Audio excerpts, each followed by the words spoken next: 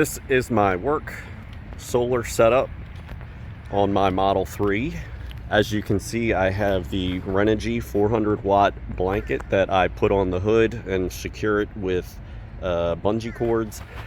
I do this because the wind can get up under it and blow it over. And then on the roof I have the EcoFlow for 256 watt solar panels. And so you can see the cable from the blanket, I run it through the center, which is actually the perfect space, all the way back. We got some shade right now. As you can see, this just sits on my car at work, and we got the sun being blocked out by a cloud right now. But so got the whole setup. This whole thing takes less than 5 minutes to set up once you're familiar. But that cable just comes back here. It ends right about here, the length of it, and then I have an extension, a flat extension solar, and it just runs right in this little crack right here. Doesn't do any damage. You can actually slide it in and out. It's perfect. And then open the trunk. And so then these are just feeding down into the Pecron F3000. I have it set into a, this is a splitter. So that the two panels are running in parallel. The roof panels, the ones on the roof from EcoFlow are run in series, and then I run them parallel with the blanket on the hood. And then that all feeds in using the Pecron solar cable into the Pecron, the input right here. So you can see, even in the shade, the sun is starting to come out right now, but it's kind of shady. With both units going, a total of 650, we're right now getting 163, but it should start to go up. Once the sun is bright, like at this time of day, about 9 o'clock, you'll start to see about 200 to 220 watts. By noon and 1, you'll definitely see over 600 watts of solar, which will charge this thing pretty quick. I'm already at 70%. Overnight, I fill the Predator unit with the big Pecron. I try not to keep either of my power units at 100% all the time, just because it's not good to keep batteries at 100.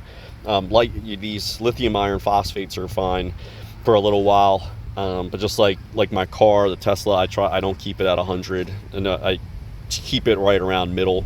But I never, like I said, I always try to, once they're full, I empty them, or not empty, but take them down to a lower level so they're ready to be charged or use the energy for something else. So let's see. So we got 157. Just kind of becomes an obsession with solar, and the thing is, you want to try not to get too deep into it before you understand everything.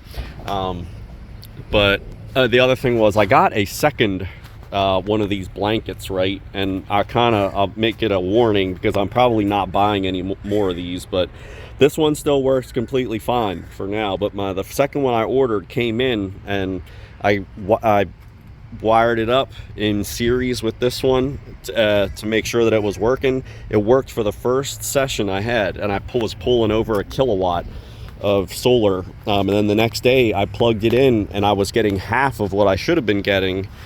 And I was troubleshooting, and I just plugged the newer blanket in by itself, and it didn't even make a circuit with the power station. It was just giving me, it was blank. Like normally, even if it's getting no power, it'll turn on and say it recognizes the solar, but just give you 0 watts, right? So the blanket stopped working, and it's crazy that it's like it's a $400 blanket, and it didn't even last past 2 uses. So thankfully I bought it through Amazon, and I sent it back, and I'm getting a refund now. But for something that expensive to break like that that's disheartening. So my recommendation for solar is, if you're getting them, get something that is like a kit, like permanently affixed, or those CIGS panels, those new CIGS panels that they have on Bouge RV. Those things are indestructible. They're like double the price of normal ones, but from what I've seen, they're absolutely the best that you can get, and you can count on them, and they roll up small.